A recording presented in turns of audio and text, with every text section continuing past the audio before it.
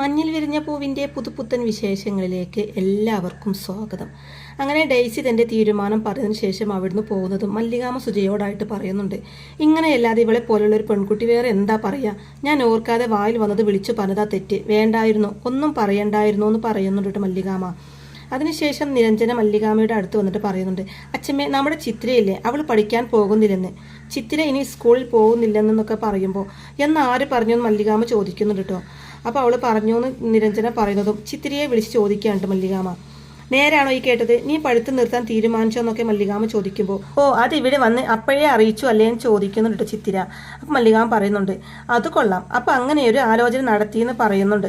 അച്ഛമ്മേ, നമ്മൾ പല വിധത്തിൽ ചിന്തിക്കുമല്ലോ, IAS എടുക്കുക, അതാണല്ലോ ഇപ്പം എൻ്റെ ലക്ഷ്യമെന്ന് ചിത്തിര പറയുന്നതും അതെ, അത് തന്നെയാണ് ലക്ഷ്യമെന്ന് പറയുമ്പോൾ അതൊന്ന് മാറ്റി പിടിച്ചാലോ എന്ന് ആലോചിക്കായിരുന്നു എന്ന് പറയാണ്ട് ചിത്തിര. എന്നിട്ട് എന്ത് ചെയ്യാൻ പോവാണെന്ന് ചോദിക്കുന്ന മല്ലികാമ്മയോട്, ഫോട്ടോഗ്രാഫിയിൽ ശ്രദ്ധിക്കാൻ പോവാ, എനിക്ക് ഫോട്ടോഗ്രാഫിയിൽ അത്യാവശ്യം കഴിവുള്ള ഇവരെ അച്ഛമ്മയ്ക്ക് അറിയാലോ, ഞാൻ അതൊന്ന് പരിപോഷിപ്പിച്ചാലോ എന്ന് ചിന്തിക്കുക. അച്ഛമ്മ പൂനെ ഫിലിം ഇൻസ്റ്റിറ്റ്യൂട്ട് എന്ന് കേട്ടിട്ടുണ്ടോ, ഞാൻ അവിടെ ചേർന്നാലോ എന്ന് ചിന്തിക്കുക. എന്നിട്ട് ഛായാഗ്രഹണം പഠിക്കുക. പണ്ടത്തെ കാലം ഒന്നുമല്ല, സിനിമയിലും ആഡിലും ഒക്കെ ധാരാളം വനിതകൾ ക്യാമറ പ്രവർത്തിപ്പിക്കുന്നുണ്ട്, ടെലിവിഷൻ മേഖലയിലും ധാരാളം പേരുണ്ട്, അവരിൽ ഒരാളായി ഞാനും മാറാൻ പോകുക, അതല്ലേ നല്ലതെന്നൊക്കെ ചിത്തിര പറയുമ്പോൾ നല്ലതല്ല എന്ന് പറയുന്നുണ്ട് മല്ലികാമ്മ.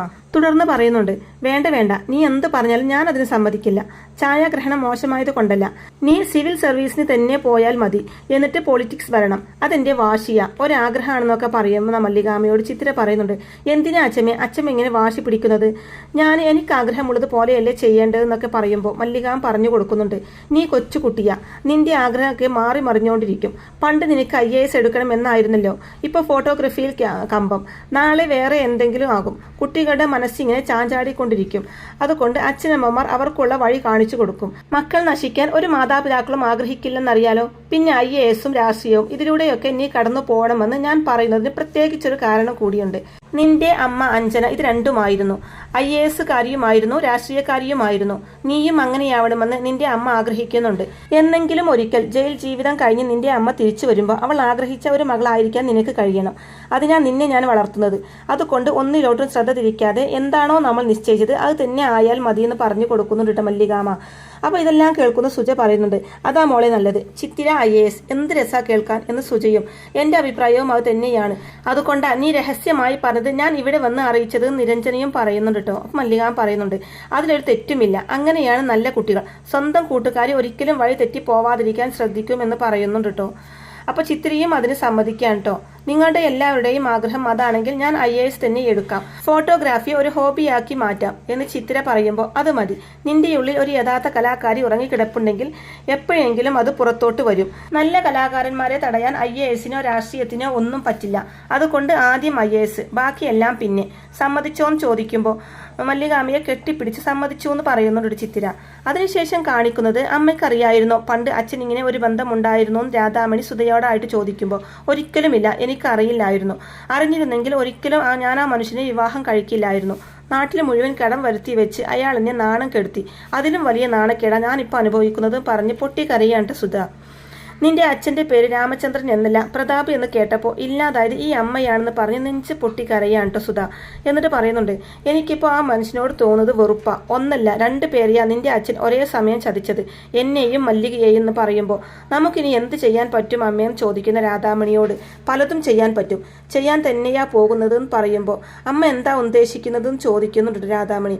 അപ്പോൾ സുധ പറയുന്നുണ്ട്, നമ്മൾ തിരിച്ചു പോകുന്നത് എസ്റ്റേറ്റ് ബംഗ്ലാവിലേക്കാ, ഇനിയുള്ള കാലം നമ്മൾ ഇനി അവിടെയാ ജീവിക്കാൻ പോകുന്നത് പറയുമ്പോൾ അത് വേണോ അമ്മേ, നമ്മുടെ അച്ഛനെ ഇനിയും നാണം കെടുത്തണോ, ആളുകൾ ചിരിക്കും, മല്ലികാമ്മയും അമ്മയും വഴക്കിടുന്നത് കാണുമ്പോൾ, അത് വേണ്ട അമ്മേ, നമുക്ക് അങ്ങോട്ട് പോണ്ടാന്ന് പറയുന്നുണ്ട് രാധാമണി. മല്ലികാമ്മ നമുക്ക് പണം തന്നത് എന്തിനാണെന്ന് ഞാൻ സംശയിച്ചത് നീ ഓർക്കുന്നുണ്ടോ, ഇപ്പോഴല്ലേ മനസ്സിലായത് അവർ കാണിച്ചത് ദയയല്ലെന്ന്, അവർ തന്നത് ജീവാംശ കോമ്പൻസേഷൻ, അവരുടെ ഭർത്താവിൻ്റെ 2ാം ഭാര്യയ്ക്ക് അവർ തരുന്ന ഭിക്ഷ, അതെനിക്ക് വേണ്ട, നിയമപരമായിട്ട് എന്താണോ നിനക്ക് അവകാശപ്പെട്ടത് അത് കിട്ടണം, അത് വാങ്ങാതെ സുധ ഇവിടുന്ന് തിരിച്ചു പോവില്ല, തിരിച്ചു പോവേണ്ട ആവശ്യവും ഇല്ല എന്ന് പറയുന്നുണ്ട് സുധ.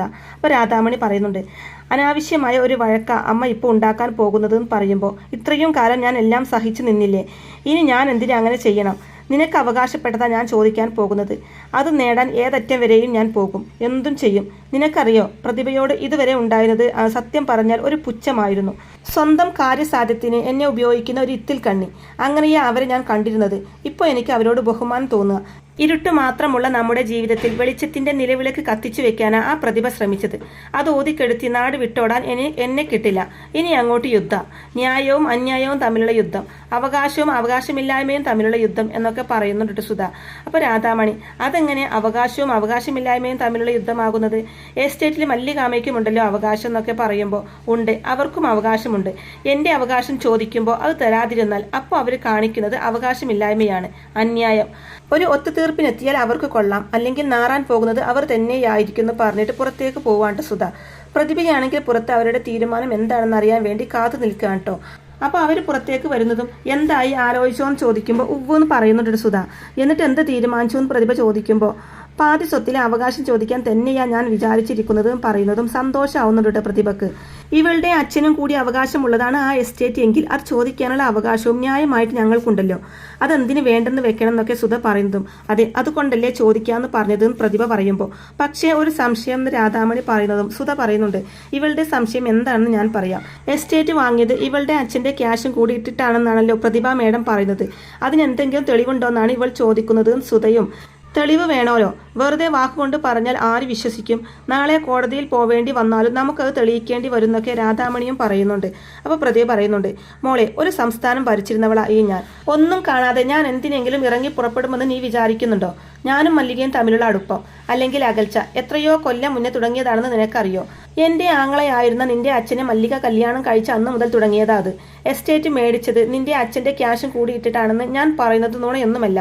അത് വിശ്വസിക്കണമെങ്കിൽ തെളിവ് വേണമെന്നൊക്കെ പറയുന്നത് എന്നെ അഭിമാനിക്കല. ഭാര്യയും ഭർത്താവും തമ്മിൽ നടത്തുന്ന സാമ്പത്തിക ഇടപാടിൽ ആരെങ്കിലും രസീത് സൂക്ഷിച്ചു വെക്കാറുണ്ടോ? വിശ്വാസമല്ലേ മോളെ എല്ലാ കുടുംബങ്ങളുടെയും അടിസ്ഥാനം. പിന്നെ കോടതിയും നിയമ പോരാട്ടവും അതൊക്കെ വേണ്ടി വന്നാലല്ലേ?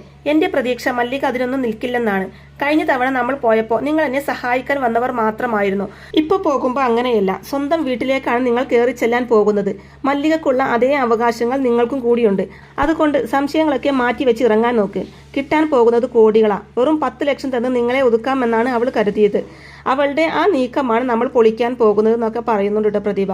അപ്പോൾ സുധ പറയുന്നുണ്ട്, എനിക്ക് അപ്പോഴേ സംശയമുണ്ടായിരുന്നു എന്തിനാ ആ 10 ലക്ഷം രൂപ ഞങ്ങൾക്ക് തന്നതെന്ന്. ഇപ്പോഴല്ലേ കാരണം മനസ്സിലാകുന്നത്. ഇവൾ അങ്ങനെ പലതും പറയും. പ്രതിഭ മേഡം അതൊന്നും കാര്യമാക്കണ്ട. ഇനി അങ്ങോട്ട് നമ്മൾ ജീവിക്കാൻ പോകുന്നത് ബംഗ്ലാവിലാണ്. എനിക്കും കൂടി അവകാശമുള്ള ആ ബംഗ്ലാവിൽ എന്ന് പറയുന്നുണ്ട് സുധ.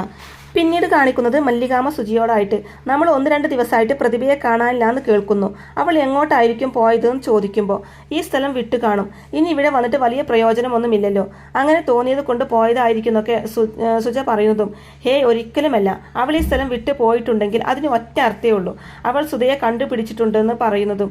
അങ്ങനെയുള്ള വല്ല വിവരവും കിട്ടിയോ മല്ലികാമയ്ക്ക് എന്ന് സുജ ചോദിക്കുമ്പോൾ വിവരമൊന്നും കിട്ടിയിട്ടില്ല, എന്നാലും നമുക്ക് ഊഹിക്കാലോ. സുധയെ അവൾ കണ്ടുപിടിച്ചിട്ടുണ്ടെങ്കിൽ അതിനർത്ഥം എല്ലാ രഹസ്യം സുധയോട് അവൾ പറഞ്ഞു കഴിഞ്ഞുന്നാ. രഹസ്യം സുധ അറിഞ്ഞാൽ എന്താ സംഭവിക്കാന്നറിയോ? പട കൂട്ടി ഇവിടെ വരും എന്നൊക്കെ പറയുന്നുണ്ട് മല്ലികാമ. നമ്മൾ ക്യാഷ് കൊടുത്തില്ലേ മല്ലികാമേ, അതുകൊണ്ട് പെട്ടെന്ന് ഇങ്ങനെ കയറി വരുമോ സുധ ചോദിക്കുന്നതും വരും. പ്രതിഭയുടെ പ്രേരണ, കൂടുതൽ പണം കിട്ടുമെന്ന ചിന്ത വരും സുജെ. അവർ വീണ്ടും തിരിച്ചു വരും. ഈ വീട് വീണ്ടും യുദ്ധക്കളമാവാൻ പോവുക. ഇവിടെ പലതും നടക്കുന്നൊക്കെ മല്ലികാമ പറയുമ്പോൾ സ്വത്തായിരിക്കും അവരുടെ ലക്ഷ്യം അല്ലേ മല്ലികാമയെ ചോദിക്കുന്ന സുജയോട്. അല്ലാതെ അവർക്ക് വേറെ ഒന്നും വേണ്ടല്ലോ. പ്രതിഭക്ക് പണം വേണം, അതിനാണ് സുധയെ പിരികേറ്റിക്കൊണ്ട് വരാൻ പോകുന്നതെന്ന് പറയുന്നുണ്ട് മല്ലികാമ. അപ്പോൾ സുജ പറയുന്നുണ്ട്, ആ സുധ എന്ന് പറയുന്ന സ്ത്രീ എന്തും ചെയ്യാൻ മടിയില്ലാത്തവരാ. എന്തിനും അവർ തയ്യാറാകുന്നു പറയുന്നതും തയ്യാറാവട്ടെ, എനിക്കറിയാം എന്ത് വേണമെന്നും പറയുമ്പോൾ എന്താ മല്ലികാമ എടുക്കാൻ പോകുന്ന നിലപാടെന്ന് സുജ ചോദിക്കുന്നതും അതെല്ലാം നേരിട്ട് കണ്ട് മനസ്സിലാക്കിയാൽ മതിയെന്ന് പറയുന്നുണ്ട് മല്ലികാമ. മല്ലികാമ എന്ത് തീരുമാനിച്ചാലും അതിൻ്റെ കൂടെ ഞാനുണ്ടാകും. ഇനിയിപ്പോൾ പ്രതിഭയെ തീർക്കണോ? വേണമെങ്കിൽ പറഞ്ഞാൽ മതി, അതും ഞാൻ ചെയ്യുന്നു സുജ പറയുന്നതും. നിന്റെ ഭർത്താവ് ഷാജി എന്തു ചെയ്യും? നീ ജയിലിൽ പോയാൽ ആ പാവം ഒറ്റക്കായി പോകത്തില്ലേ? നമുക്ക് ആരെയും കൊല്ലുകയും തല്ലുകയും ഒന്നും വേണ്ട സുജ. പ്രതിഭയെ കൊല്ലാനായിരുന്നെങ്കിൽ എനിക്ക് വല്ല ബുദ്ധിമുട്ടുമുണ്ടായിരുന്നോ? തൊഴിലാളികളോട് ഒന്ന് മൂളിയാൽ പോരായിരുന്നോ? അങ്ങനെ ചെയ്യണമെന്ന് അവരാണെങ്കിൽ പലവട്ടം എന്നോട് ചോദിച്ചതാ. ഞാനാ വേണ്ട വേണ്ട എന്ന് പറഞ്ഞ് അവരെ നിരുത്സാഹപ്പെടുത്തിയത്. ശരീരത്തെ നോവിക്കുന്നത് ഗത്യന്തരമില്ലാത്തപ്പോൾ മാത്രം. അപ്പോഴും പ്രാണൻ എടുക്കരുത്, അതിനുള്ള ഒരവകാശവും നമുക്കില്ല, അത് ദൈവത്തിന് മാത്രമാണെന്നൊക്കെ പറഞ്ഞു കൊടുക്കുന്നുണ്ട് മല്ലികാമ. അപ്പോൾ സുജ പറയുന്നുണ്ട്, മല്ലികാമ വിഷമിക്കൊന്നും വേണ്ട, എന്ത് വന്നാലും നേരിട്ടല്ലേ പറ്റൂ, ഇത് നമുക്ക് നേരിടാന്ന് പറയുമ്പോൾ അതെ, ഒളിച്ചോടി പോവേണ്ട ആവശ്യം എന്തായാലും എനിക്കില്ല, വരട്ടെ, ഞാൻ റെഡിയാണ് ഫേസ് ചെയ്യാൻ, ഫൈറ്റ് ചെയ്യാനെന്ന് പറഞ്ഞിട്ടാണ് മല്ലികാമ അവിടുന്ന് പോകുന്നത്. അതിനുശേഷം കാണിക്കുന്നത് അച്ഛമ്മയെ വഴക്കിടാൻ ആൾ വന്നിട്ടുണ്ടെന്ന് ചിത്തിര മല്ലികാമയെ ഒന്ന് അറിയിക്കുമ്പോൾ അതാരാണെന്ന് ചോദിക്കുന്നുണ്ട് മല്ലികാമ. പ്രതിഭാമ അല്ലാതെ ആരാന്ന് പറയുന്നതും വീണ്ടും വന്നോ അവളെന്ന് പറയുമ്പോൾ ഉവ്വ് കാണണമെന്ന് പറഞ്ഞ് നിൽപ്പുണ്ടെന്ന് ചിത്തിര പറയുമ്പോൾ മല്ലികാമ പ്രതിഭയുടെ അടുത്തേക്ക് ചെന്നിട്ട് പറയുന്നുണ്ട്, നിനക്ക് മലയാളം പറഞ്ഞാൽ മനസ്സിലാവില്ലേ? ഈ വീട്ടിൽ ഇനി മേലാൽ വരരുതെന്ന് പറഞ്ഞില്ലേ ഞാൻ ഇവിടുന്ന് പറഞ്ഞയച്ചത്, പിന്നെ എന്തിനാണ് വന്നതെന്ന് ചോദിക്കുമ്പോൾ പ്രതിഭ പറയുന്നുണ്ട്, എടി നിനക്കൊരു വിചാരമുണ്ട് നീ ആരൊക്കെയോ ആണ് എന്ന്. എന്നാലല്ല, നീ ആരുമല്ല. അതുകൊണ്ടാണല്ലോ എൻ്റെ കണ്ണിൽ പെടാതിരിക്കാൻ ഇവിടെ നിന്ന് നീ ഓടിച്ച സുധയും രാധാമണിയും വീണ്ടും എൻ്റെ കണ്ണിൽ തന്നെ വന്ന് പെട്ടത്. അവരോട് എല്ലാ സത്യങ്ങളും ഞാൻ തുറന്നു പറഞ്ഞു കഴിഞ്ഞു. നീ ആരാണെന്നും അവരുമായിട്ടുള്ള ബന്ധം എന്താണെന്നും ഒക്കെ ഇപ്പോൾ അവർക്ക് നന്നായിട്ടറിയാം. പട കൂട്ടി ഇങ്ങോട്ട് ഇറങ്ങാൻ പുറപ്പെട്ടതാ അവര്. ഞാനാ തടഞ്ഞത്. ഞാൻ അവരോട് പറഞ്ഞു ആദ്യം ഞാൻ ചെന്നൊന്ന് സംസാരിക്കട്ടെ എന്ന്. അല്ല, അതാണല്ലോ അതിൻ്റെ മാന്യത. അതിനാ വന്നത്, അല്ലാതെ നിന്റെ ഔദാര്യത്തിന് വേണ്ടി വന്നതല്ല എന്നൊക്കെ പ്രതിഭ പറയുമ്പോൾ എന്താ നിന്റെ പ്ലാൻ എന്ന് ചോദിക്കുന്നുണ്ട് മല്ലികാമ. അങ്ങനെ വഴിക്ക് വാ. 50-50 എന്ന് വെച്ചാൽ പപ്പാതി എന്ന് പ്രതിഭ പറയുന്നതും ഞാൻ തരണം എന്ന് മല്ലികാമ പറയുന്നതും അല്ലാതെ പിന്നെ എനിക്ക് തരാൻ പറ്റുമോ എന്ന് പ്രതിഭ ചോദിക്കുമ്പോൾ തന്നാൽ എന്ന് മല്ലികാമ ചോദിക്കുമ്പോൾ തന്നാൽ പ്രശ്നം അതോടെ തീരും. പിന്നെ ഈ ഭൂമി മലയാളത്തിൽ ഒരാളും ഒന്നും അറിയാൻ പോകുന്നില്ല എന്ന് പറയുന്നുണ്ട് പ്രതിഭ. അപ്പോൾ തന്നില്ലെങ്കിൽ എന്ന് മല്ലികാമ പറയുന്നതും എല്ലാവരും എല്ലാം അറിയുന്ന പ്രതിഭ പറയുമ്പോൾ ഓ അറിഞ്ഞോട്ടെ, എനിക്കൊരു പ്രശ്നവും ഇല്ല. അപ്പോഴോന്ന് മല്ലികാമ ഒരു കൂസലും ഇല്ലാതെ ചോദിക്കുന്നതും നല്ലോണം ആലോചിച്ചിട്ട് തന്നെയാണോ നീ പറയുന്നത്? നാറ്റുകേസാണെന്ന് പ്രതിഭ പറയുമ്പോൾ ഓ ആയിക്കോട്ടെ, ഞാൻ സഹിച്ചു എന്ന് പറയുന്നുണ്ട് മല്ലികാമ. അപ്പോൾ പ്രതിഭ നിനക്കെന്താ ഈ സ്വത്ത് തന്നാലെന്ന് ചോദിക്കുമ്പോൾ സൗകര്യമില്ല. ഇനി നീ ഇവിടെ നിന്ന് പ്രസംഗിച്ചാൽ വിവരം അറിയും. മലവേതാളത്തിന്റെ വേഷമിട്ട് ഞാൻ തല്ലി ഓർമ്മയുണ്ടല്ലോ, അത് നീയും കിട്ടുന്നൊക്കെ മല്ലികാമ പറയുമ്പോൾ തീക്കൊള്ളി കൊണ്ടാ നീ തല ചൊറിയുന്നത്, ഇതിന് നീ വലിയ വില കൊടുക്കേണ്ടി വരുന്നൊക്കെ പറയുമ്പോൾ അതെ, തല ചൊറിയുമ്പോൾ മിനിമം തീക്കൊള്ളി കൊണ്ടെങ്കിലും ചൊറിയുന്നതാണ് എനിക്കിഷ്ടം. തീക്കട്ടയിൽ ഉറുമ്പരിക്കുക, തീകരലിന്റെ മുകളിൽ കൂടെ നടക്കുക, ഇതൊക്കെയാണ് എൻ്റെ മറ്റു ഹോബീസ്. അതുകൊണ്ട് നീ പേടിപ്പിക്കാൻ വരല്ലേ. ആ പ്രായമൊക്കെ കഴിഞ്ഞു പോയി എന്ന് പറയുമ്പോൾ കാണാന്ന് പറഞ്ഞിട്ട് പ്രതിഭ അവിടുന്ന് പോകുന്നതും കാണാന്ന് പറയുന്നുണ്ട് മല്ലികാമയും. അങ്ങനെ പ്രതിഭ അവിടുന്ന് പോയതിനു ശേഷം സുജ വന്നിട്ട് മല്ലികാമയെ കുഴപ്പമാവോന്ന് ചോദിക്കുമ്പോൾ ആവട്ടെ, ഇതിനൊരു അവസാനം വേണ്ട സുജ, ഇതിങ്ങനെയൊക്കെ തന്നെ ഉണ്ടാവത്തുള്ളൂ. ഞാൻ എന്തും നേരിടാൻ തയ്യാറാണ് സുജ, എന്തും എന്ന് പറഞ്ഞിട്ട് മല്ലികാമ അവിടുന്ന് പോവാണ് കേട്ടോ. ഇനി എന്താവും എന്ന് വിചാരിച്ച് ആകെപ്പാടെ പേടിച്ച് നിൽക്കുന്ന സുജയെയും കാണിച്ചു കൊണ്ടാണ് കേട്ടോ ഇന്നത്തെ ഈ ഒരു എപ്പിസോഡ് അവസാനിക്കുന്നത്. അങ്ങനെ മഞ്ഞിൽ വിരിഞ്ഞ പൂവിൻ്റെ വളരെ ത്രില്ലിംഗ് ആയിട്ടുള്ള നല്ല അടിപൊളി എപ്പിസോഡുകളൊക്കെ ആയിരിക്കും കേട്ടോ ഇനി വരാനിരിക്കുന്നത്. അപ്പോൾ ഈ റിവ്യൂ ഇഷ്ടമായിട്ടുണ്ടെങ്കിൽ വീഡിയോ ലൈക്ക് ചെയ്യാനും ചാനൽ കൂടി ഒന്ന് സബ്സ്ക്രൈബ് ചെയ്ത് സപ്പോർട്ട് ചെയ്യാനും മറക്കല്ലേ ഫ്രണ്ട്സ്. താങ്ക്